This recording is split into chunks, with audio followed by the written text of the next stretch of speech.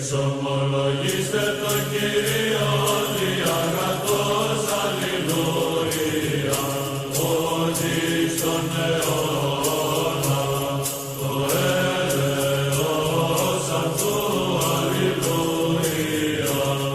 We like to continue on your whole thing about how Muhammad's morality, in the Quran and the Hadith, we need to learn about, because they say that he's the highest standard of that people of the world should follow him as his moral standard. So I think we want to continue where you left off last week. And can you tell us where you left off? What was it that you talked about last week about this? This is the second part. Last time we talked about the moral of Prophet Muhammad, and referring to the Quran and Hadith, he has the best moral. And we mentioned 4 things about Muhammad, and we're gonna finish the rest.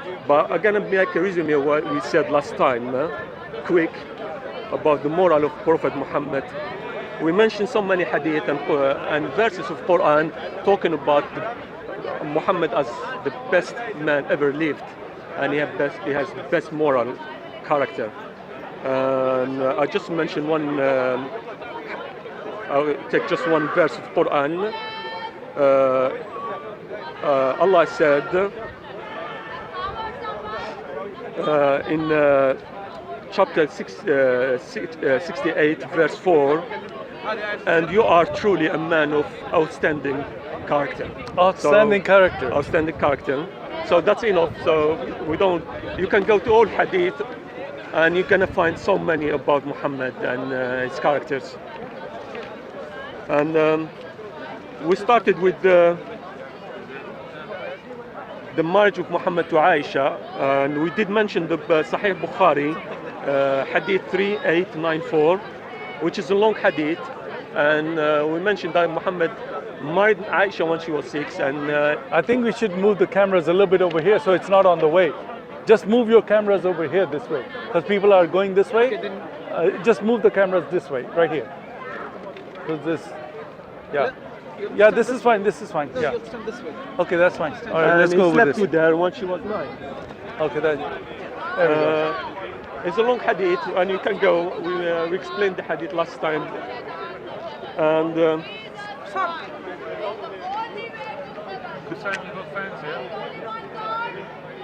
We mentioned another Hadith. Muhammad wanted to marry the daughter of his uncle Abbas, and she was just a baby. She was just 2 years.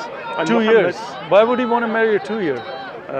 No idea, to be honest, what's going on in his head. So why didn't he marry her? I mean, if he wanted to marry her, why didn't he marry died. her? 3 years later, the Muhammad died. So, and he said in his Hadith, that's in Musnad Imam Ahmed, in 26329, 26329. If you reach, if she reached puberty while I am still alive, I will marry her. And Muhammad at that time was over 60, so we know. And So he's talking to Abbas about Who's his daughter. cousin? His cousin. His yeah? cousin Abbas. Okay. So his daughter. So he at 60 he wanted to marry his cousin's daughter. He wants to still get married to young girls, but so I don't know what's going in his head. Something like. But this is the thing is that he's a moral man. Allah said he's a moral man. So in Islam that means it's a moral thing to marry 3-year-old girl. The problem here, he had so many wives. Yeah. So we know Muhammad died.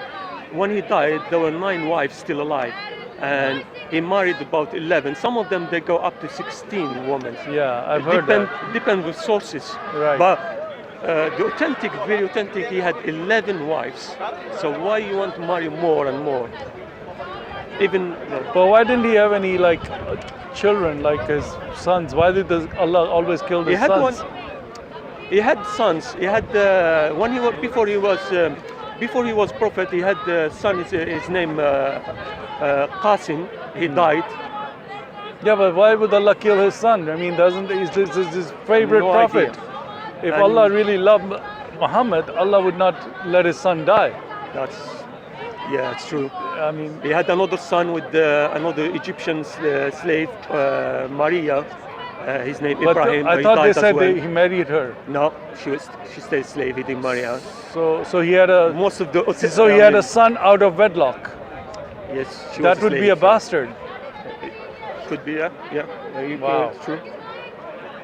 Wow. And we mentioned hadith, another hadith. So that's a moral man. I mean, that's like that's really, that's the height of morality. outstanding. like you marry, you have son with your slave woman. And he didn't marry her. That's the problem. Why he didn't marry her? He was spending a lot of time referring to Aisha. There's a hadith about Aisha. She said Muhammad was when Maria she came from Egypt as a slave with her sister. She had a sister as well. Muhammad was spending a lot of time with her, and Aisha was jealous. Even Hafsa was the wife of Muhammad was jealous. Did he send her to her father's house? Like he said, No, I won't have no. sex with her anymore. Who was it that he promised he won't have sex with her He anymore? promised Hafsa, his other wives. Yeah. So he sent her to her father's house, saying, "Your father called you." And while she was there, the father said, "I didn't call you." And then she came home and found he was having sex with her. In her bed. She was In her upset. bed. And, But she wasn't. but then Allah came to his rescue, right? He Yes, said, come to his "Why do rescue. you deny yourself what we offer?" Did Allah give him this sex slave? So yeah, So Allah is telling him that it's okay to have sex slaves and have sex with them. Hafsa wasn't upset because he's having sex with this slave. No, she was upset because he's having sex with her in her bed. Oh, really? So- But I thought he promised her that he wouldn't have sex with her Yeah, anymore. he promised her. After that, Muhammad received wahi somehow. Allah came to the rescue. Jibreel came to rescue very quick. Talk us quickly. Number 5, Prophet Muhammad exterminate.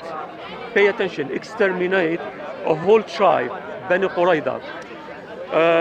I'm not going through if they betrayed Muhammad or not. I'm not going through that. Let's say, my question is to Muslim and to Muhammad: Did the people of Bani Qurayza, did all the people of Bani Qurayza betrayed Muhammad? Did the children of from 8 or 9 years betrayed Muhammad? Did the old people, very old people, betrayed Muhammad? Definitely not. So why are you killing them? Yeah, if somebody broke a treaty, he could kill those people or their commander or whoever. That's why are you killing? But why would there were Allah say kill all the people? Some historians say there were up to 900, and there were children from age of 8 or 9. Imagine that children. Is that from where 9 they said if they have pubic hair, and they were checking if they go pubic hair. then kill them? Some of them they were same age. Really? Children, brothers, they were same age. Yeah. They separate them. If someone grew a hair, they kill him, and the other one they leave him still alive. They as a slave. And That's very high morals, man. even That's the like way, the highest even the morals way you they can were have. killing them, chopping their head. Imagine child. Just have a look at the mothers looking at their children getting killed. I mean, it's terrible. Why you do that? But then afterwards, those women, he also had sex with one of them, right? And he took one slave, Rayhana, her name Rayhana. He took her slave. Was he the one that killed the father? There's some historian Muslim. They say if you go to Sirah Halabiya, you found they say there were about 1,000 between women and children left as slaves, and they sold them. Imagine, Muhammad divide them to 3. Some of them sold them in Syria, some of them sold them to Najd. That Najd is the area of Riyadh now, capital of Saudi. And they were kuffar, they were no Muslim. He sold this slave to kuffar, to no believers.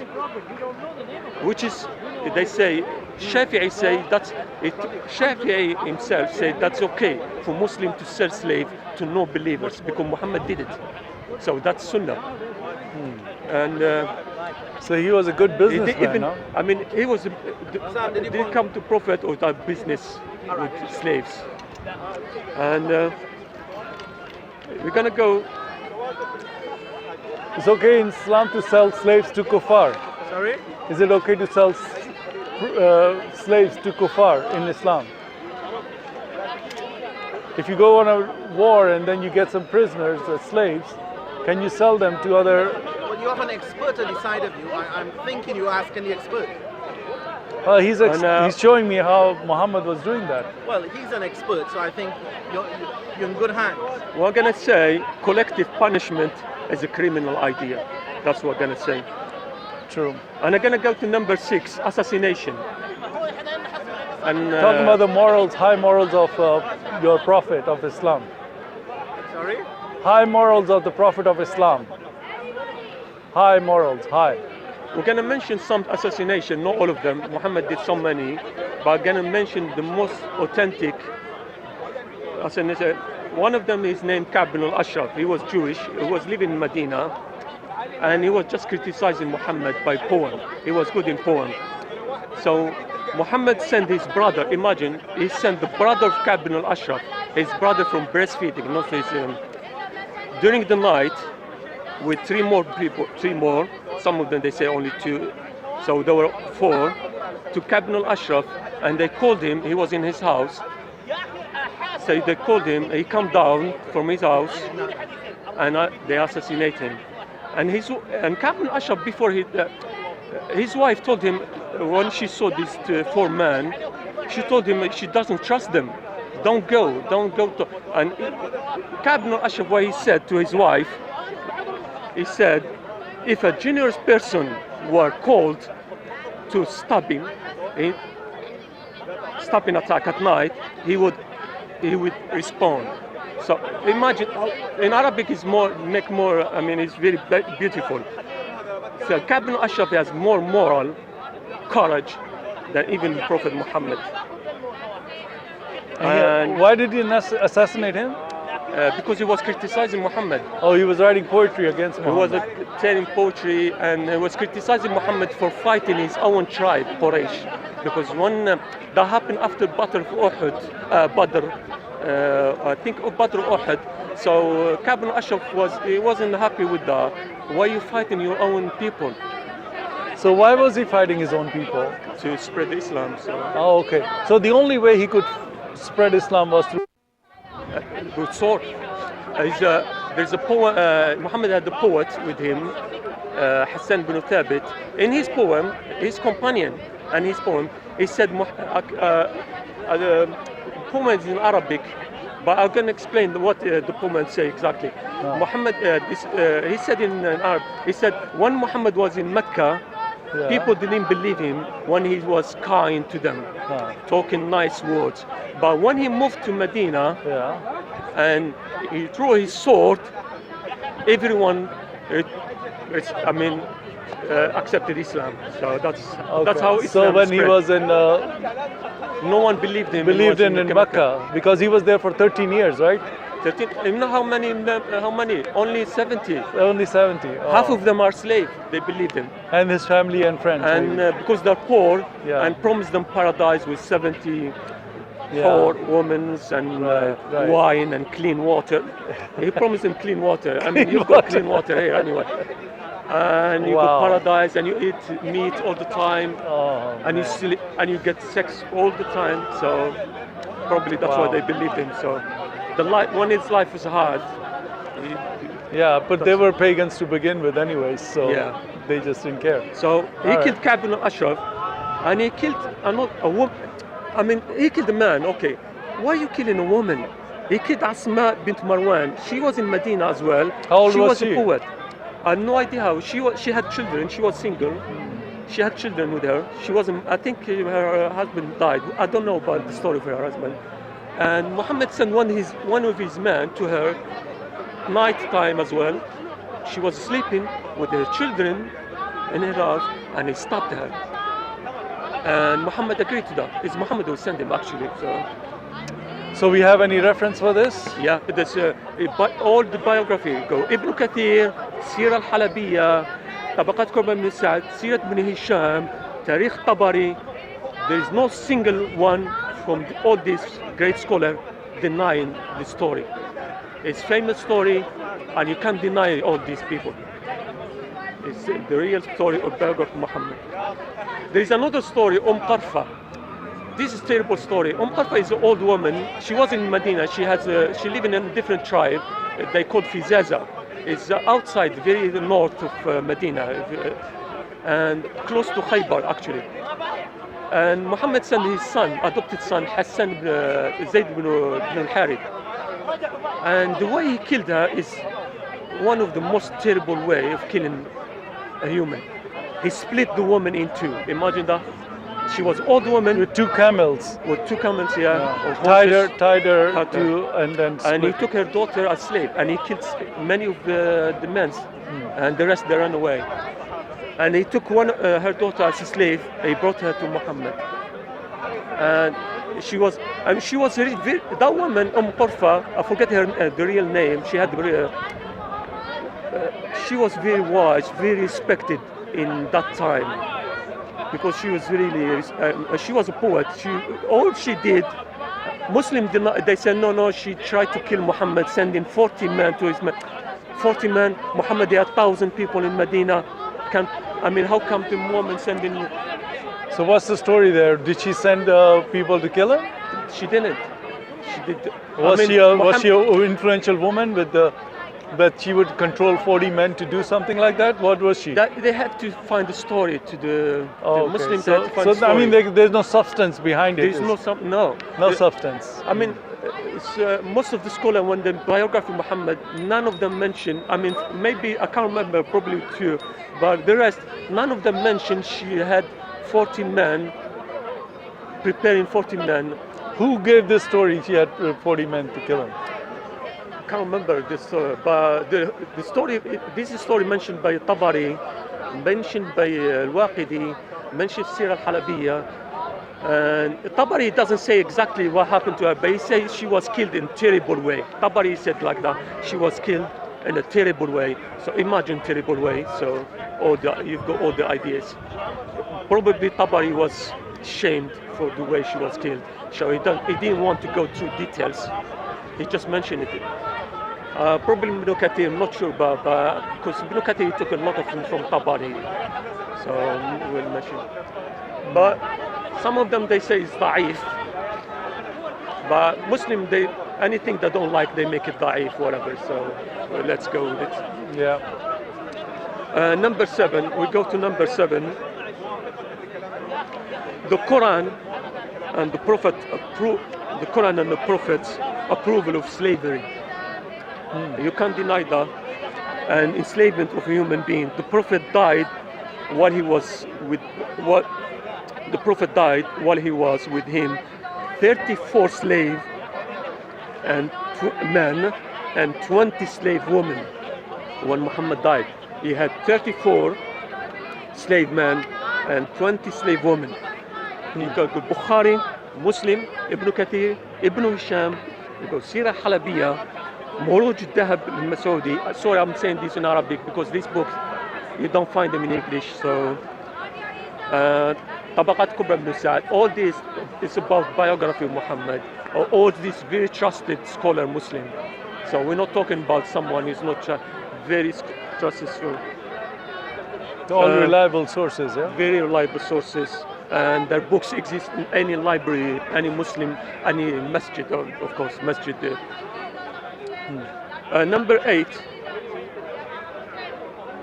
Prophet Muhammad said, Muhammad said, a believer does not taunt, curse, abuse, or talk indecently. Despite what he said, the Prophet, what he said, he cursed himself and he insulted people.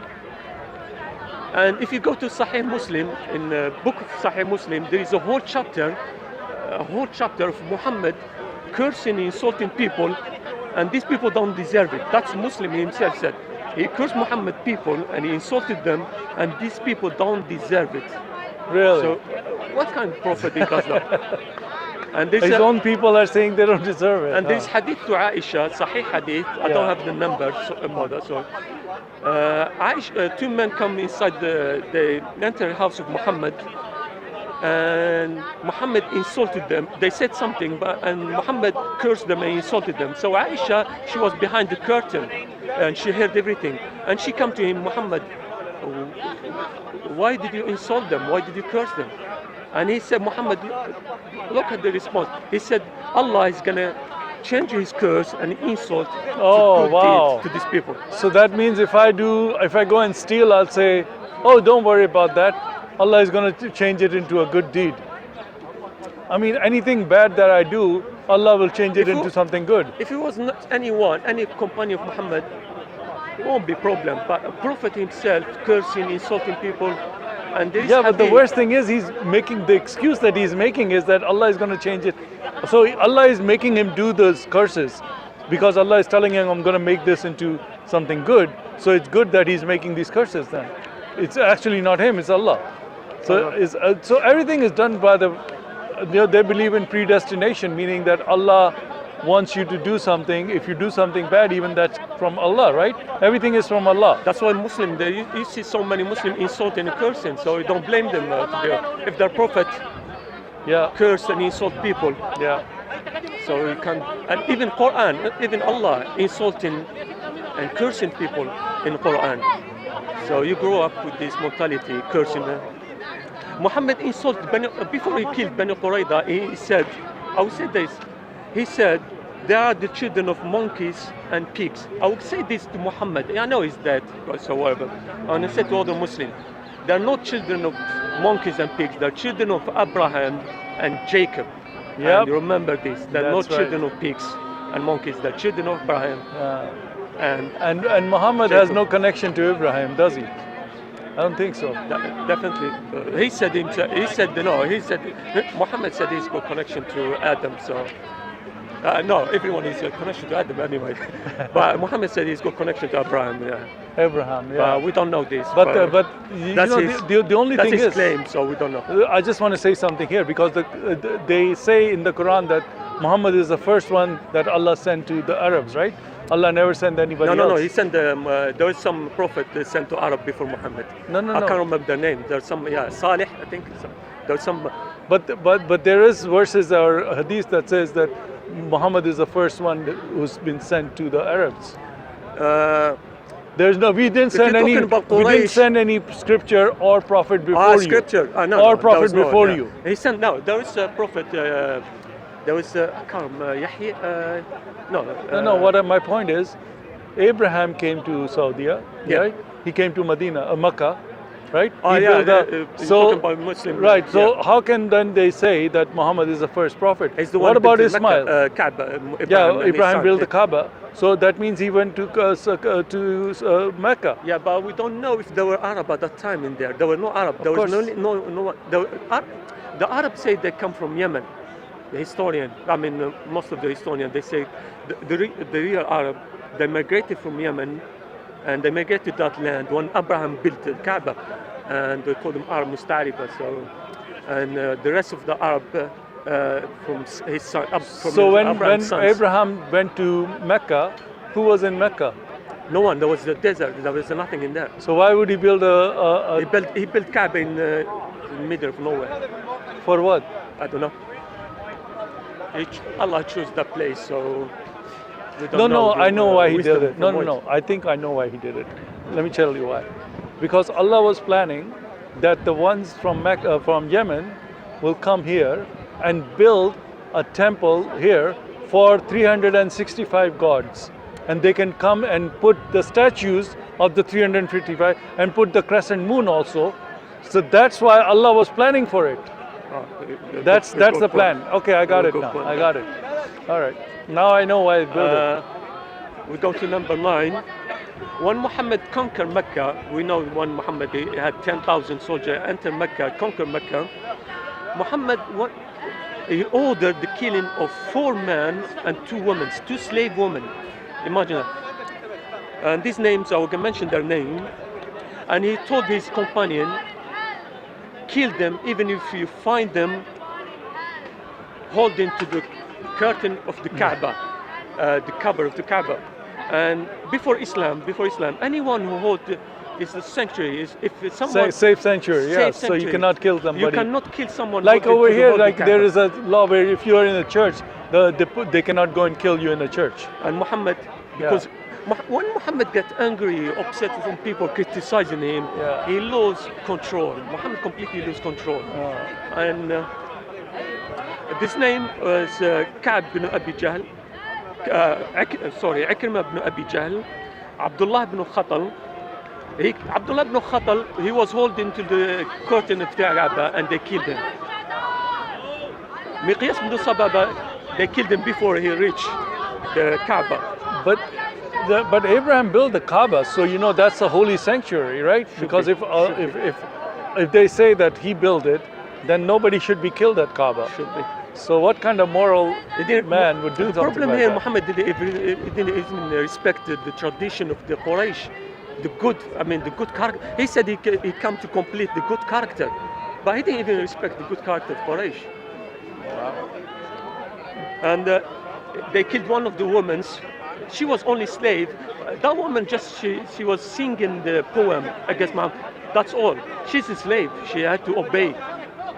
Why are you so upset with the slave woman? I mean, the other one, she was so clever. She converted to Islam. She pretended to be Muslim, and somehow she escaped. She was, someone in fear. Sometimes he can't remember. He can't know what you're doing. That's why the other one, she was killed, and that one, she was clever, and she managed to escape. There is a hadith. I don't want to go through it. It's mentioned one of the people who Muhammad wanted to kill. He was his name Abdullah ibn Abi Sarh. He was writing the wahi to Muhammad in Medina, and when he found out Muhammad wasn't receiving wahi, he left Medina. He went to Quraysh and started criticizing Muhammad. So that's why Muhammad wanted to kill him. And actually, he wasn't killed because his brother Uthman saved him. And you can't go to Hadith and he found out the story behind it. And it's quite a strange story behind it. The Hadith is quite strange, and it's authentic Hadith. What's the story? Uthman brought him. He wanted to hide in the house of Uthman, that guy. Yeah. So Uthman brought him to Muhammad to pay allegiance to Muhammad. Yeah. And to make Muhammad forgive him what he did. Yeah. But Muhammad, he didn't accept. He looked at him, and he turned away. And Uthman kept insisting, and he kept insisting until Muhammad accepted. Yeah. After that one, they left, both of them, Uthman and that man, Abdullah ibn Abi Sarh. Muhammad turned to his companion, and he told him, "Why you didn't? What you saw me? I didn't want to pay allegiance to him. Why you didn't kill him?" Yeah. They say, "How come, Muhammad? We don't know what's in your soul, what's inside." Oh, so Muhammad was like, "You should read my face impression and kill people." So he's a moral man, man. But Muhammad is the so story moral. behind it. The story what we want to. Muhammad really want to kill him. That's the main point. But Uthman, because he's rich, Uthman, he was the one who was giving a lot of money to Muhammad. He was really rich. He's from Bani Umayyah, very rich family, very rich in Quraysh. So that's why Muhammad accepted. That story behind it. So you can go to Hadith, biography of Muhammad, and learn about Abdullah ibn Abi Sarh, the whole story of Abdullah ibn Abi Sarh, and you know all the truth behind it. It's very interesting story, actually. Number 10, we'll go torturing of prisoners. There was a story, there were 8 in Medina, that's before Muhammad conquered Mecca. In Medina, 8 people come from region Urain. This is close to Riyadh as well. There was a lot of tribes living in that area. They come to Muhammad, they thought, they converted to Islam, and Muhammad told them to, because they were sick, he told them to go outside the Medina and drink from urine and milk of the camels. Did he tell somebody to go and bite his father's that's one penis of the or insults something? Muhammad said, I didn't want to mention it, so that's one of the words Muhammad said, Why would a prophet of God say something like that? He said, the hadith said Muhammad, that's why Muhammad said in the hadith, I'll go back to, he said, if anyone proud of his lineage, tell him to go and bite the penis of your father and do it, really do it, literally. Yeah. It's not joking. Thinks why you say something like that? Bite the penis of your father. Wow. This is not the... Is it authentic hadith? I can't remember I if don't know. Bukhari Muslim said it, but it's very famous hadith, and Sunni I don't know about Shia, but Sunni, none of them deny this hadith. Wow.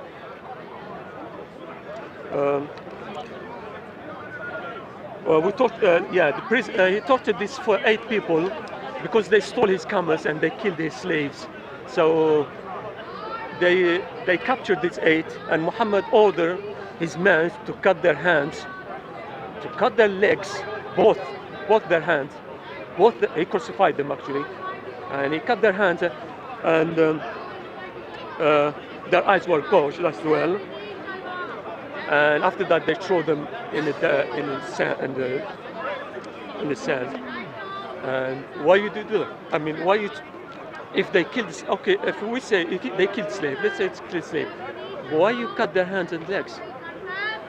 Yeah, What's the reason behind it? Just kill them. If they killed the slave, let's say they killed the slave. I'm with you. Yeah. Just kill them. Don't cut their hands. Don't torture that way. What example are you gonna give to the others? What example are you gonna give to the companion after you die? This companion, what they're gonna do to someone who does the same thing? Are they gonna cut their hands? Definitely they don't do that. They follow Muhammad. Yeah.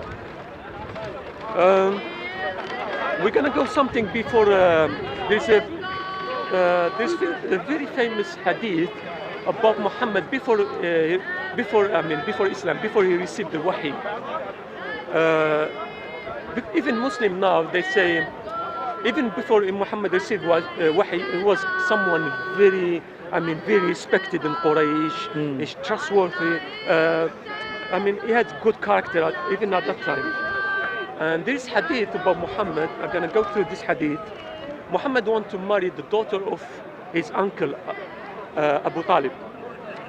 And when before he married Khadija, so Muhammad wanted to marry the daughter of his uncle Abu Talib. And we're gonna go to this hadith.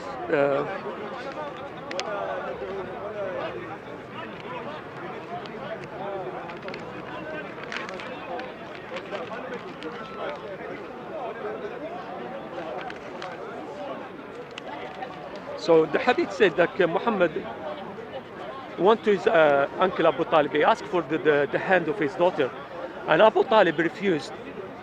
And he told, and Muhammad said why, and Abu Talib gave it to someone else, another guy. And Muhammad told his uncle, why you give it to this guy and you didn't give it to me? You're my uncle. And Abu Talib said to him, honorable woman for honorable man. Or, that's the meaning. So he's not honorable. Is he not honorable?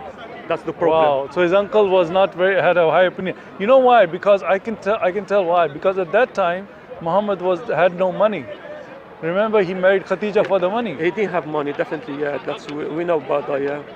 Did Abu Talib was after the money? Maybe honorable man is in those days would be the rich man. Probably, yeah. Right? Yeah. So because he's a poor man, he's not honorable. And that thing's left a deep thing in Muhammad. Okay. Psychologically affected him. He told his uncle why. He wanted him. I told him why you didn't. Why you give it to that guy? You didn't give it to me. You're my uncle. So did he ask a princess to marry him? There's another story in Medina, of course, during the Islam time. Yeah. In Medina, Muhammad want to. I'm going to mention the hadith because it's a very good hadith. The hadith is Hadith Bukhari 5255. You go to Bukhari, you find hadith. In English, they change a little bit in the hadith, but I'm going to mention what they change. In Arabic, you're going to understand it properly. So we're going to mention the hadith. We went out with the Prophet, some of the companions of Muhammad went with the Prophet Muhammad to a garden. They went out to a garden called a shout. There's a name, that's a name. Till we reach 2 walls between which we sat down. So they reached in that garden. So the Prophet said to this companion, sit here and went in the garden. Muhammad by himself, just alone, he went inside the garden.